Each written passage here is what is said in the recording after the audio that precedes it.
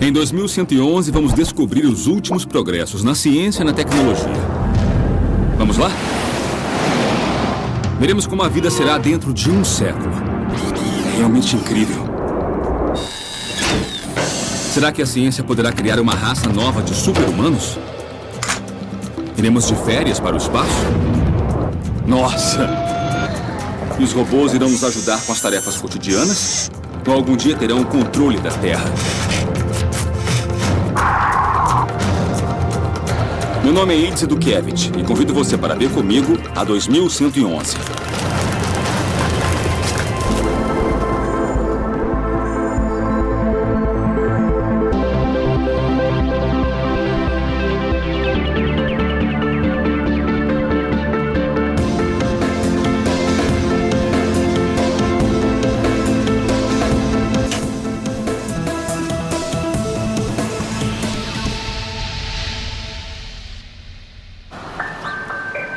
O primeiro automóvel e o primeiro avião são invenções com mais de 100 anos. Desde então, o transporte transformou radicalmente nossas vidas. Ainda assim, a velocidade média do trânsito na maioria das cidades modernas é de um cavalo ou carroça. Vivo numa das cidades mais populosas do mundo. Desde pequeno eu queria ter meu próprio carro voador para escapar da loucura do trânsito. Posso levar mais da metade do dia para cruzar a cidade. Quero descobrir se a ciência conseguiu revolucionar a forma como nos transportamos. É possível ser mais rápida, evoluída e limpa? Convido você para descobrir como vamos nos transportar no futuro. Nesta viagem, contarei com futurólogos, especialistas que se dedicam a entender como a tecnologia afetará nossas vidas no futuro. Sou bem otimista quanto ao futuro. No geral, acho que as pessoas subestimam as mudanças que acontecerão no mundo. Dentro de 100 anos, acredito que a forma como vamos nos locomover irá mudar radicalmente. Se você quiser olhar adiante, precisa pensar em veículos elétricos diferentes ou carros voadores que sejam automatizados, sistemas de transporte completos que vão muito além do que podemos imaginar. Minha viagem ao futuro começa em Amsterdã, onde meu sonho de criança de ter um carro voador se transforma em realidade. Criado pelo engenheiro holandês Robert Dingemans, o PAL-V é a abreviação do nome em inglês para Veículo Pessoal de Ar e Terra. O PAL-V é parte de nosso futuro. O uso de veículos voadores, sem dúvida, fará parte do futuro. E não é só nossa opinião. Já existem grandes empresas automobilísticas que consideram o futuro com carros voadores. Faz 10 anos que Dingemans trabalha em seu carro voador. Mas a parte mais difícil do projeto não foi fazê-lo voar. A originalidade está no modo de conduzi-lo. As pessoas esperam que a inovação seja voar, mas não é. Normalmente, carros voadores possuem asas muito pesadas, o que traz problemas de estabilidade ao veículo quando viaja em estradas. A solução está em inclinar o automóvel assim como uma motocicleta faz nas curvas. Esse controle dinâmico do veículo permite ao PAL-V alcançar até 180 km por hora sem perder estabilidade. Conseguimos fabricar um avião estável em solo e essa foi, com certeza, a nossa maior inovação. Mas o que torna o PAL-V realmente especial é o modo como ele voa. Segundo Dingemans, em apenas 10 minutos, esse carro se transforma em girocóptero.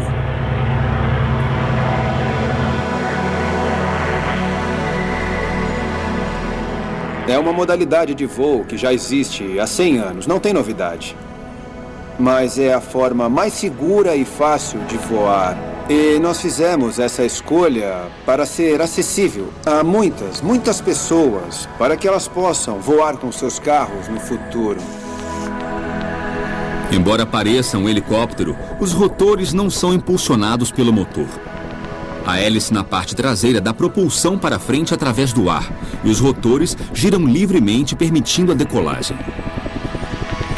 Até mesmo desligando o motor, os rotores continuam a girar e o piloto pode aterrissar de forma segura.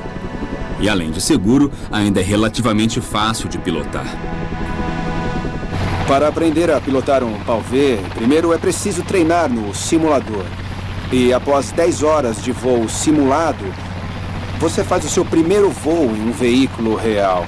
No total, são necessárias de 20 a 30 horas de voos reais para obter a licença. Então, estará pronto para pilotar o seu PAL-V.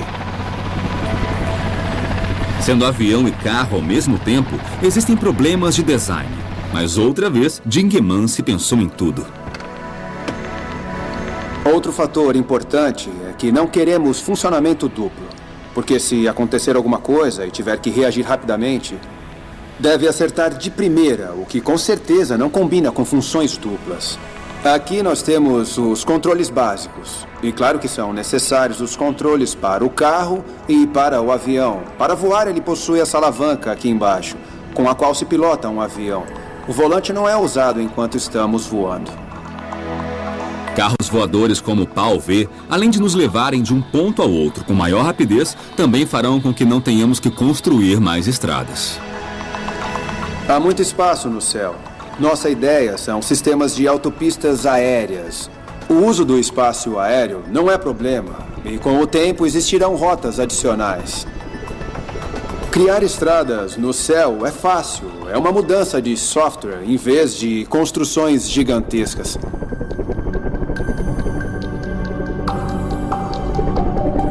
Eventualmente, existirão veículos voadores que serão adequados, que serão seguros e autônomos. Sabe, eles estarão rodeados por uma rede e farão parte de um sistema de sensores. Poderão ser programados verbalmente ao dizer, me leve a São Francisco. E sem interferência, irão levá-lo a salvo. Caminhamos para isso. Vai acontecer. Segundo seus fabricantes, o PAL-V logo estará disponível no mercado, com a venda da primeira máquina estimada para 2015. Este girocóptero chegará a uma velocidade de 180 km por hora em solo e no ar, com assentos para 2 passageiros e autonomia para até 500 km.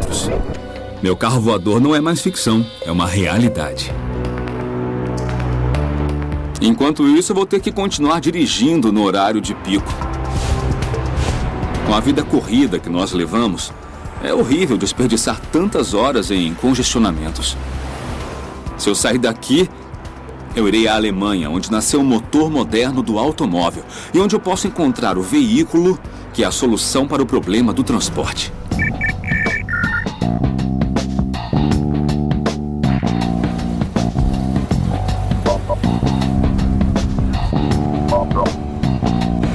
Uma das vantagens de usar o transporte público é poder fazer outras coisas enquanto eu viajo.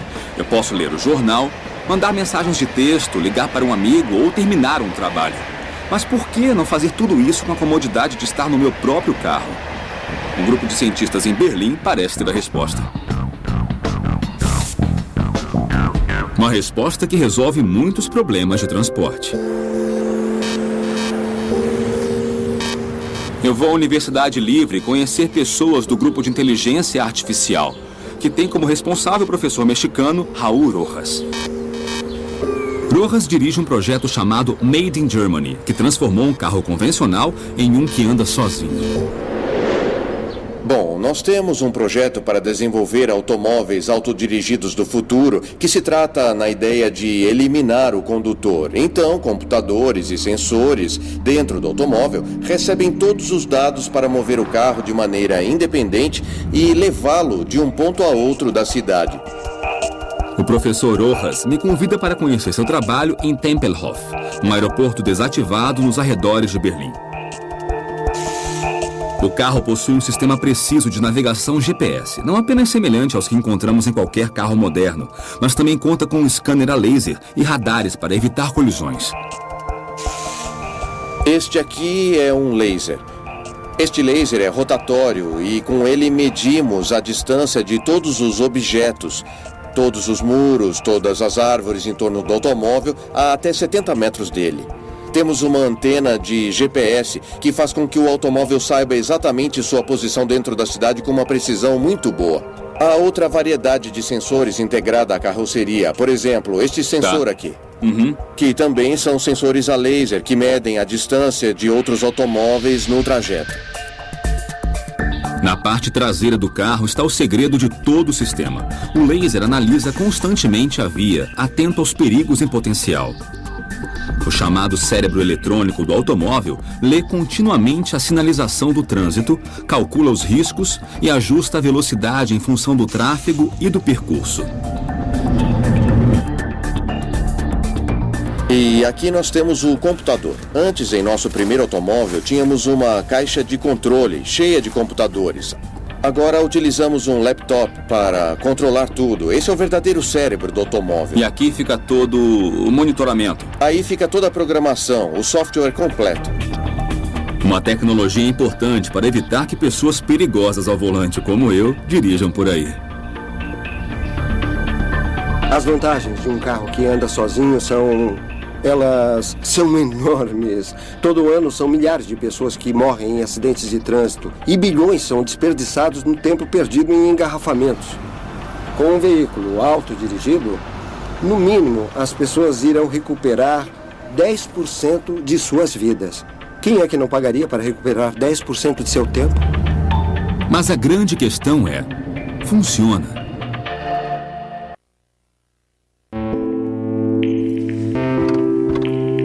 Eu farei o teste deste automóvel revolucionário que anda sozinho em um aeroporto nos arredores de Berlim. Uma tecnologia nova que promete mudar nossa relação com os carros para sempre.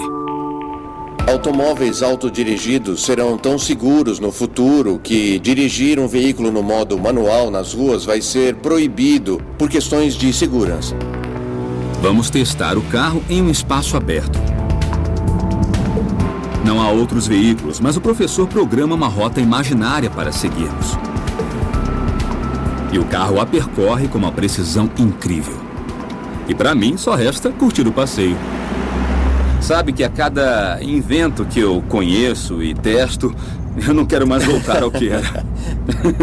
Minha vontade é de ver todos os carros assim, para que possamos aproveitar agora. E agora o teste real. Deixamos para trás as ruas imaginárias da pista de aterrissagem para testar o sistema nas ruas de Berlim. Então eu vou para o banco de trás. Esse carro que se autodirige ainda é um protótipo e, para a segurança da cidade, não pode ser dirigido por alguém que não seja um condutor certificado.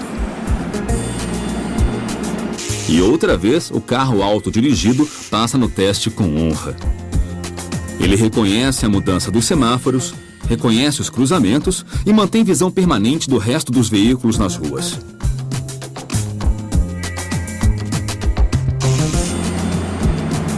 Ninguém está dirigindo, o carro vai sozinho. O projeto Made in Germany está pronto para ir para as ruas, mas Rojas está pensando no próximo passo da evolução do carro autodirigível. O próximo passo é a comunicação entre os veículos, ou seja, ter 1, 2, 3, 4 veículos autodirigíveis que se comuniquem. Então, nos cruzamentos, não é necessário chegar e esperar para ver quem passa primeiro. Isso vai ter sido decidido antes, quem vai cruzar.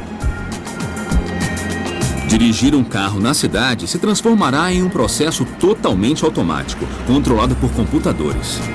E para aqueles que quiserem dirigir de outro modo, haverá locais específicos para que possam fazer isso. Será como hoje, para quem quer montar um cavalo, não vai montar na rua. A pessoa vai a uma fazenda para cavalgar. Vai ser assim. Está cada vez mais claro para mim que a maioria dos carros será autodirigida em 20 anos, mas até lá, e não vai ser de uma hora para outra, nós vamos ter etapas pelas quais o carro vai ter que passar. Primeiro, ele poderá estacionar sozinho, sem andar por si só, ou então se autoconduzirá em certas situações, e em algumas outras situações é claro que não. Mas agora eu deixo o Made in Germany, porque nossa próxima parada em busca do transporte do futuro é a cidade de Tóquio, no Japão. Até agora, as alternativas para o futuro do transporte são bem promissoras. Mas a chave talvez não esteja exatamente no veículo, e sim na energia ou combustível que usaremos. Nossas reservas de petróleo não vão durar para sempre. É hora de resolver este paradigma energético. Existem engenheiros que já estão trabalhando em um carro que, além de ecológico, é muito potente. O resultado? O SimWheel.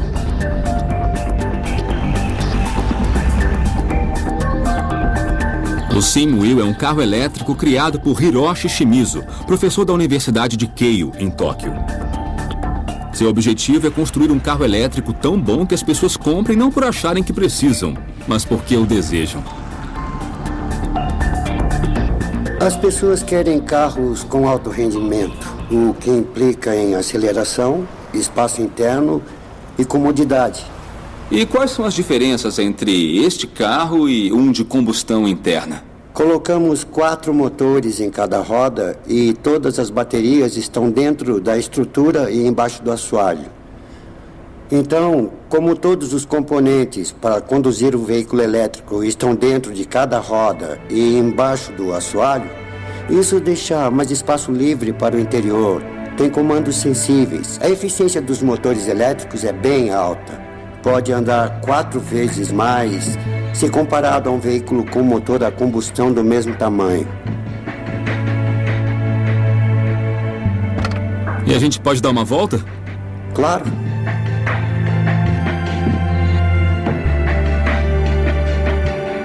O SimWheel é ecológico, funcional, com estilo e conforto. Mas será que ele vai conseguir se nivelar aos carros convencionais? Estamos prestes a descobrir. 2111. Oferecimento IBM. Vamos construir um planeta mais inteligente.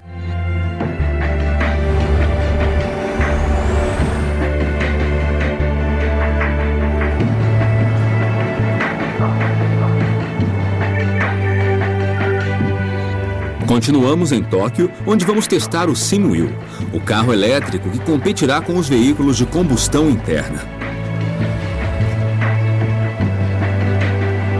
O SimWheel usa uma bateria de lítio, com capacidade para fazer o carro percorrer até 350 quilômetros, com uma única carga, ou seja, 200 a mais que a maioria dos carros elétricos.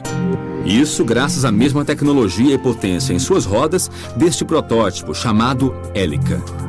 Um carro de 8 rodas criado por Shimizu, que alcança uma velocidade de 300 km por hora. Na verdade, dirigir esse carro não é como conduzir qualquer outro, porque só tenho que me concentrar aqui no volante. Isso é a primeira coisa. Ele é macio, ele responde com muita rapidez ao acelerar e ao frear, o que também é importante. Tem potência e tem aceleração. Realmente o sentimento é futurista. E é agradável e também confortável de conduzir. Obrigado, muito obrigado. Eu quero um. Obrigado. O petróleo um dia vai acabar, isso é certo. E o SimWheel é uma alternativa a essa realidade. Então, professor. Sim? Será que esse é o futuro do transporte? Eu acho. Creio que sim. As pessoas vão querer usar esse tipo de veículo por seu desempenho. E o mais importante é que o preço da eletricidade é bem menor que o da gasolina. Então, no futuro, todas as pessoas no mundo vão poder usar esse tipo de veículo elétrico porque não trará problemas de energia.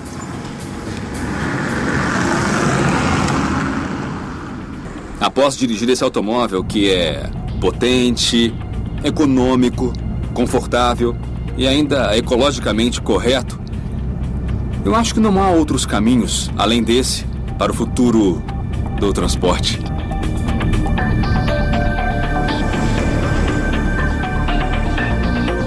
Existirão carros totalmente elétricos e, através da nanotecnologia, nós teremos baterias minúsculas e muito eficientes. Esse será o grande progresso e é nisso que trabalhamos hoje. Essas baterias serão uma etapa, mas a energia solar será bem mais eficiente, porque o automóvel inteiro irá captar essa energia solar e processá-la. Mas carros elétricos a bateria não são a única tecnologia que está sendo desenvolvida para o futuro. Aqui em São Paulo, engenheiros trabalham em uma solução totalmente sustentável para o transporte público. Temos que pensar grande em energia híbrida aplicada aos sistemas de transporte, de modo que a energia usada seja renovável e mais amigável com o ambiente. O Brasil é um líder mundial em combustíveis renováveis, como o álcool para carros particulares. Mas em cidades como São Paulo, diariamente circulam 20 mil ônibus com motores a diesel, que fazem a poluição alcançar altíssimos níveis. A empresa metropolitana de transporte público está trabalhando em uma alternativa para o diesel, um ônibus movido a hidrogênio, cujo único resíduo é água pura. Eu acredito, pessoalmente, que o hidrogênio será a energia do futuro. A sociedade pode se beneficiar da utilização de ônibus a hidrogênio, principalmente pela redução dos poluentes e uma melhoria geral da saúde. Atualmente, 99% do hidrogênio produzido é proveniente de combustíveis fósseis, principalmente do gás natural, mas essa não é a única forma. Em São Paulo, se obtém hidrogênio de água através de um sistema chamado eletrólise. Aqui, efetivamente, é onde a gente vai produzir o hidrogênio. A energia utilizada, mais a água utilizada, vem para cá, a energia está aqui, a água está ali, e nesse processo de eletrólise, é onde você quebra o hidrogênio e o oxigênio. Terminando o processo, o oxigênio fica armazenado aqui, é onde a gente está abaixando a temperatura dele, e depois joga para a atmosfera. O hidrogênio fica armazenado aqui também no mesmo processo, baixando a temperatura, o hidrogênio já está pronto. Então o que a gente vai fazer? A gente vai comprimir ele e armazenar nesses cilindros. E cada abastecimento do ônibus nós utilizamos 60 quilos. Esses 60 quilos no ônibus a gente consegue rodar na faixa de uns 350 quilômetros. E esse consumo de energia é um consumo mensal de uma casa. Por enquanto, a eletricidade usada para a eletrólise provém de fontes não renováveis. Mas no futuro, será usada energia limpa. Que é uma energia eólica, uma energia térmica. Então você consegue fazer todo o processo ser um processo ecologicamente correto. O projeto ônibus brasileiro a hidrogênio usa hidrogênio para gerar eletricidade através de uma célula de combustível. Esta célula é um dispositivo que transforma a energia química em eletricidade. E além de não poluir nada, é muito eficiente. O aproveitamento da energia elétrica é de 90%, enquanto que a de um motor a diesel é de apenas 30%. Dentro da célula nós temos uma lâmina de platina que por um lado tem hidrogênio, do outro lado ar. E esta lâmina de platina e grafite, que são prensadas como se fosse um sanduíche, gera um próton e um elétron. O elétron é capturado e transformado em corrente elétrica que vai para alimentar o motor. E o próton é descartado para a terra. O ônibus leva 5 cilindros de hidrogênio no teto, enquanto o oxigênio é extraído do ar. Com ambos é alimentada a célula de combustível que gera eletricidade para funcionamento do motor elétrico, descartando unicamente água pura.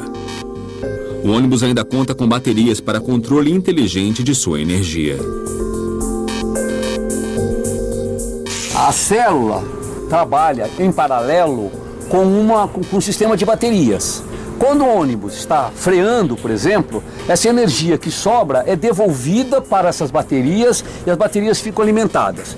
Quando o ônibus está numa ladeira, que precisa de muita potência, de muito torque, aí as baterias devolvem essa energia ao sistema. Então é um sistema híbrido que trabalha com hidrogênio, com células a hidrogênio e com baterias. O reabastecimento de um ônibus a hidrogênio é bastante simples. Ele se dá como um abastecimento normal de um outro combustível. através de um sistema de alimentação que é colocado diretamente no ônibus e que dura cerca de 10 minutos para reabastecer cada ônibus. Com este protótipo funcionando e também a estação de produção e abastecimento, o projeto já está em andamento. Como vocês podem ver, esse é um ônibus absolutamente tradicional, igual aos outros movidos a combustão diesel. A grande vantagem dele é ambiental, porque este ônibus não emite nem poluentes de gases de efeito estufa, nem material particulado, vulgo fumaça preta, que é o que faz mal para a saúde humana. Além disso, ele é um ônibus muito silencioso, ele quase não tem ruídos, o que ajuda muito também, a população gosta muito, os usuários do ônibus gostam muito disso. Com capacidade para 65 passageiros e velocidade máxima de 70 km por hora, embora circule normalmente a 50, este ônibus possui alcance de 300 km, graças a seus 5 tanques de hidrogênio no teto. O objetivo do projeto de ônibus a hidrogênio é continuar substituindo gradualmente a frota de ônibus diesel por ônibus a hidrogênio. Dentro desse enfoque, nós temos uma prioridade de capacitação da indústria para a fabricação desse ônibus em larga escala. Hoje, um único ônibus e uma única estação de produção e abastecimento parece não ser nada em uma cidade como São Paulo, mas esse já pode ser um começo do que está por vir. Ônibus que não poluem, apenas respingam água. A maior parte da poluição do planeta é produzida por carros. Então, se pudermos fabricar esses carros e torná-los mais ecológicos e mais eficientes, e depois eliminar os acidentes e aliviar as regiões mais congestionadas das cidades, será possível ter um mundo melhor. E esse é o caminho. Carros e transporte público movidos por células de combustível e baterias serão frequentes dentro das próximas décadas. Entretanto, essas tecnologias não possuem poder suficiente para mover máquinas grandes como aviões ou barcos. Por esse motivo, numa estação militar secreta nos Estados Unidos, cientistas desenvolvem um combustível totalmente novo, utilizando apenas luz do sol e ar.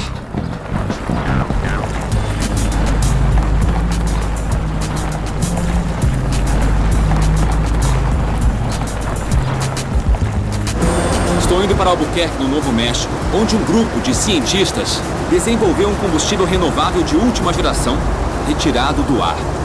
A chamada nova gasolina.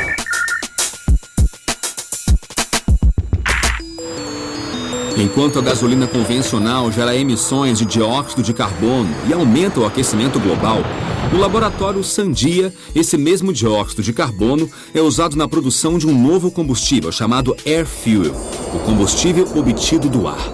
O dispositivo retira dióxido de carbono do ar e captura luz solar, coleta a água da terra e da chuva e une tudo para formar o hidrocarboneto. O processo é similar à fotossíntese que as plantas realizam a partir da luz do sol. Para isso, foi construído um enorme mecanismo para captar toda a energia solar possível.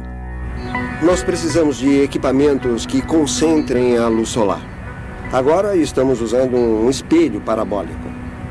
A função é a mesma que de uma lupa, mas neste caso ele reflete a luz que não atravessa. Se apontado para o sol, ele reflete para alcançar um ponto de grande concentração e chega a temperaturas elevadíssimas. Basicamente funciona da seguinte forma: esta caldeira solar atrás de mim age como uma lupa que concentra o calor do sol em um ponto específico. Vamos concentrá-lo nesta pequena placa de aço com 3 milímetros de espessura. Para dimensionar, esta seria uma lupa enorme e isto seria só uma formiguinha. Iremos derretê-la e enquanto eles preparam a lupa, eu vou preparar minha formiguinha.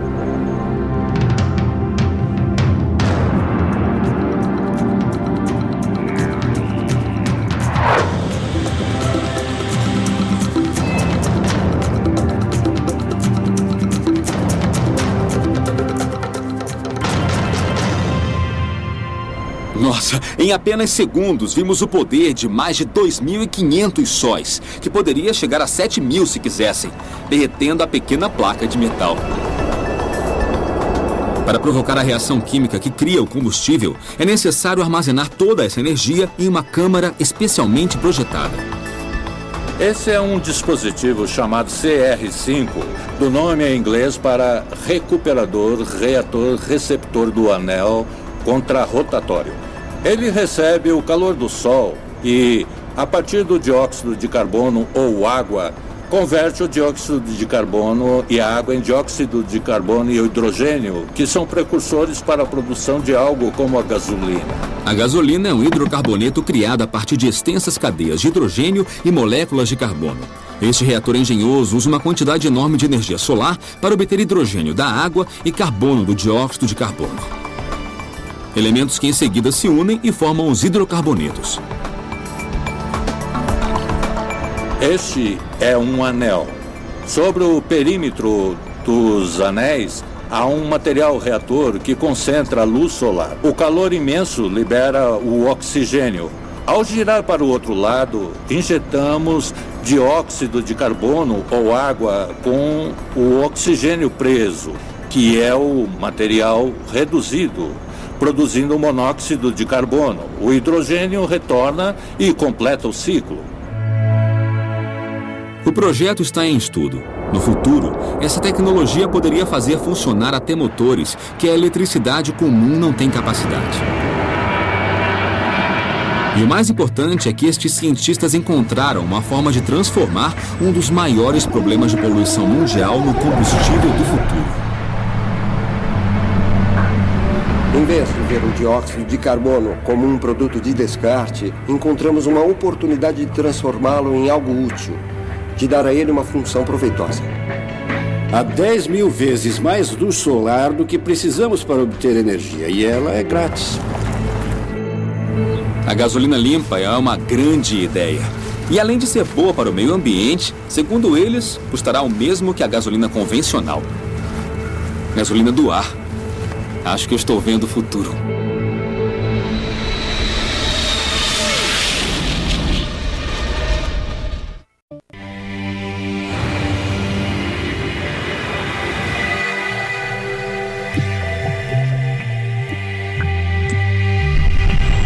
Enquanto combustíveis alternativos e limpos para veículos terrestres seguem na direção certa, o transporte espacial parece realmente ter regredido um pouco. Nos últimos anos, o ônibus espacial não decolou e a NASA está sem planos de mandar uma missão tripulada a Marte em curto prazo. Entretanto, graças à privatização das viagens espaciais, podemos continuar pensando em novas aventuras, já que algumas empresas fizeram parcerias com governos para não perderem o sonho de olhar a Terra do espaço. Nossa investigação nos leva a Hawthorne, na Califórnia, onde fica a SpaceX, uma empresa de pesquisa espacial associada à NASA. A SpaceX desenvolveu meios de transporte próprios, entre eles o Dragon. Uma nave espacial reutilizável que, em maio de 2012, se transformou no primeiro veículo comercial da história a chegar à Estação Espacial Internacional. Para alcançar esse objetivo, a SpaceX passou anos desenvolvendo seus próprios foguetes de lançamento, chamados de Falcon 9. Mas o grande desafio é criar e lançar naves capazes de nos levar além de onde já chegamos. O sonho de muitos de nós parece estar em contagem regressiva. Isso será possível graças ao fato de empresas privadas abaixarem os custos operacionais e de construção. Enquanto isso, o desejo de viajar para o espaço pode nos levar a um lugar mais próximo, a atmosfera. Está começando uma concorrência pelo mercado de turismo espacial. E com a concorrência chega a inovação. Uma empresa na Espanha procura um jeito de mandar pessoas ao espaço por um custo menor. A fronteira espacial parece estar mais perto do que nunca. A empresa Zero to Infinity, localizada em Barcelona, trabalha num programa de voos para o espaço próximo. A inovação da proposta é que não irão utilizar naves espaciais, mas balões atmosféricos. O projeto se chama InBloom e tem como responsável José Mariano López, um engenheiro aeronáutico que já trabalhou para a Agência Espacial Europeia. Quando era criança, pensava em coisas como cada um ter seu satélite, poder ver o que acontece em qualquer lugar do mundo ou viajar além da atmosfera para ver como o planeta é azul. Como não me satisfiz com a explicação dos astronautas, Eu gostaria de tornar isso uma realidade. Com o fim das viagens espaciais, Lopes retomou uma antiga ideia de exploração espacial deixada de lado nos anos 60, quando a ciência se voltou para o desenvolvimento de foguetes. Mas ao contrário dos voos experimentais do século passado, o projeto Inbloom conta com design e materiais da atualidade, bem mais eficientes que os dos anos 60, além das condições meteorológicas especialmente favoráveis durante o ano todo na Espanha. O balão que utilizamos, Inbloom, sobe unicamente graças à flutuabilidade do hélio. O hélio é um gás nobre. É um subproduto da extração do gás natural e não produz nenhum efeito nocivo ao meio ambiente, o que é muito importante para nós. Quando a cápsula chega ao seu limite de 36 mil metros de altitude, 99,5% da atmosfera terá sido percorrida. Assim, além de um espetáculo turístico único, as janelas panorâmicas também serão uma oportunidade de realizar pesquisas científicas. Os passageiros poderão ficar por até 3 horas no espaço exterior. Então a cápsula inicia uma descida precisa com um paraquedas especialmente projetado. Os testes do Inbloom tiveram a supervisão de Steven Peterson, especialista notório que já lançou centenas de balões em todo o mundo, até em locais bem hostis como a Antártida. É uma grande oportunidade porque temos aquela cápsula que estão vendo e podemos somar benefícios científicos. Mesmo sendo um voo turístico, construímos com esses cuidados. Também podemos levar equipamentos científicos de diferentes proporções e realizar experimentos nessa viagem turística. É ainda outra oportunidade de diversificar como fazer turismo e experiências científicas e desenvolver um sistema novo aqui na Espanha. Com cerca de 100 voos anuais entre voos científicos e aqueles destinados à experiência, ao lazer, para nós já estaria bom. Mas o potencial é bem maior. E os planos de negócio que estudamos indicam que o ramo do turismo espacial, do espaço privado, terá uma parcela bem significativa na economia do século XXI. A empresa planeja realizar o primeiro voo tripulado entre 2013 e 2015. E mesmo com muitos testes pendentes, não faltam ideias para esta proposta alternativa. Já estamos pensando nos próximos lançamentos, estamos pensando em lançar balões mais eficientes. Queremos alinhar tudo para o primeiro voo tripulado. É uma atividade que não tem fim. Seja a atmosfera, a Lua ou Marte, os sonhos parecem não ter limites. E passar férias nesses lugares é o desejo de muitos. Tirar férias no espaço virá com a necessidade de emoção, de aventura. Nós vamos ter colônias espaciais em órbita ao redor do planeta. O turismo espacial será muito importante.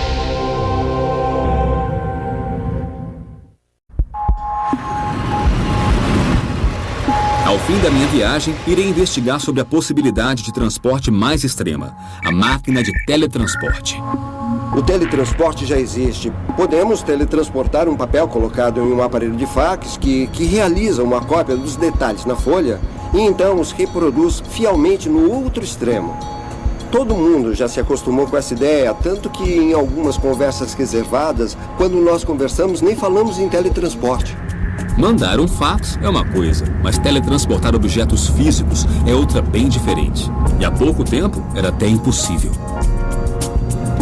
Agora eu vou conhecer o professor Akira Furusawa, que criou a primeira máquina de teletransporte. A máquina de teletransporte está aqui, na Universidade de Tóquio. Mas antes de vê-la, o professor Furusawa me dá uma aula de física para entender este mundo complexo do teletransporte quântico. Na comunicação cotidiana, por exemplo, a máquina de fax, nesse caso, você conserva o original. Mas não é o que acontece aqui. Na mecânica quântica, não se pode fazer uma cópia. No teletransporte, essa é uma partícula que será transportada e deve desaparecer. E essa mesma partícula deve aparecer em um outro lugar. A máquina de Furusawa não teletransporta gente, e sim fótons. Os fótons são partículas minúsculas de luz criadas por um laser infravermelho. Essa é a nossa máquina de teletransporte. usamos uma luz infravermelha bem forte. Por isso usamos os óculos de proteção. Tá. O segredo do experimento é que os fótons de luz do laser estão interconectados. De acordo com a teoria quântica, esses fótons sempre estão ligados. Então, o que acontece com um sempre reflete no outro. Um fóton viaja do ponto A, conhecido como Alice, ao ponto B, conhecido como Bob. O emissor fica ali e o receptor lá. O emissor se chama Alice e o receptor se chama Bob. Alice e Bob não estão conectados. Não. O teletransporte une os dois. Exato, é isso mesmo. Nossa! Alice e Bob se transformam em dois portais. Qualquer coisa introduzida em Alice instantaneamente aparece em Bob. Entretanto, os pares de fótons unidos devem chegar a Alice e Bob exatamente ao mesmo tempo, ou a informação se perderá e o portal será quebrado. Após anos de testes, Furusawa conseguiu criar uma máquina de teletransporte quântico confiável. Professor, eu queria muito ver isso funcionar. Podemos teletransportar algo? É claro que sim.